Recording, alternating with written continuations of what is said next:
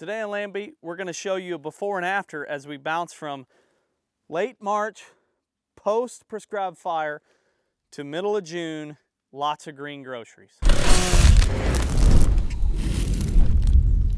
So as you can see behind me, this area, it's the last week of March, and we just burned it a week ago. You can see lots of woody sprouts coming up from over the last 2 years.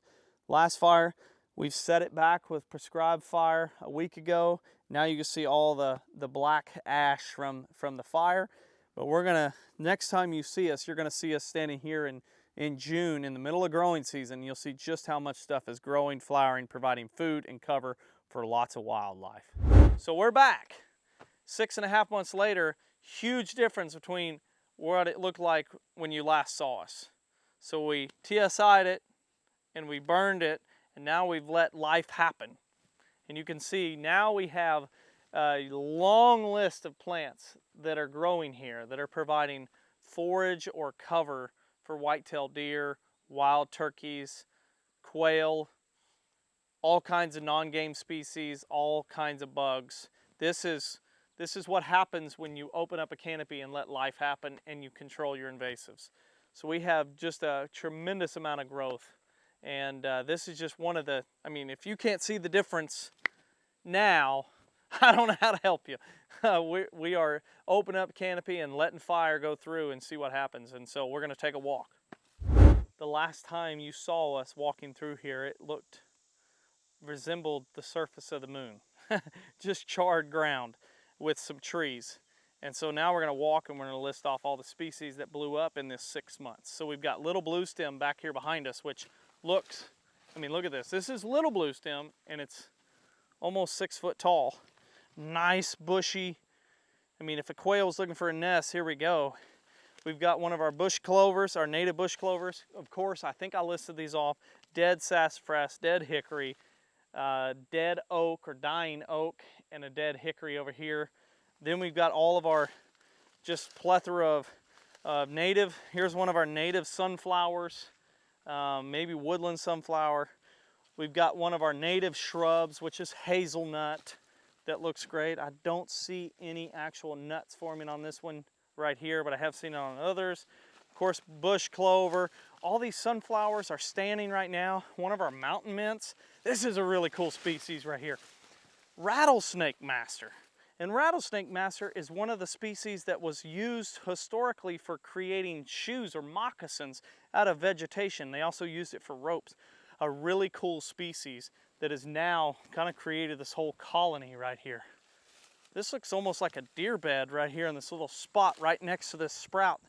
It definitely is a deer bed. It's not one that gets used time and time again, but there's spots that look like this everywhere. As we work our way through, now we've got one of our native warm seasons, which is grease grass or purple top. Keep in mind when you're looking, we had great brood rearing when broods were real small. Now it's forming into cover for deer throughout the fall, and turkeys and whatever else. There's something meandered its way through here earlier, it looks like. Maybe a big bear, who knows? There's bears all over this slope.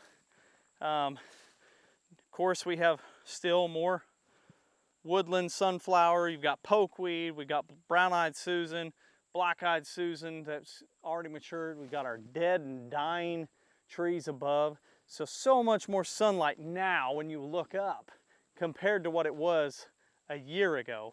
Incredible. And all it took was some mid-story reduction with a hatchet and a bottle of herbicide, less than $52 of equipment, less than $100 per gallon, less than $50 per gallon of a herbicide cocktail, and prescribed fire. And we've changed 91 acres to look just like this. There's more forage produced on this 91 acres, native forage, than all of our food plots combined. Almost 20 acres of food plots, 91 acres of this. This is producing more forage that's outside of the work, free. This is crucial in managing a landscape, managing an ecosystem. There's some briars blackberries. I've already seen some black raspberries back there. Aromatic sumac, another one of our native shrubs. There's so many sunflowers around here, native sunflowers. Tick seed trefoil, all kinds of beneficial species. So what a fun little walk to see how much. Before I was trying not to step on rocks back in March when we shot this.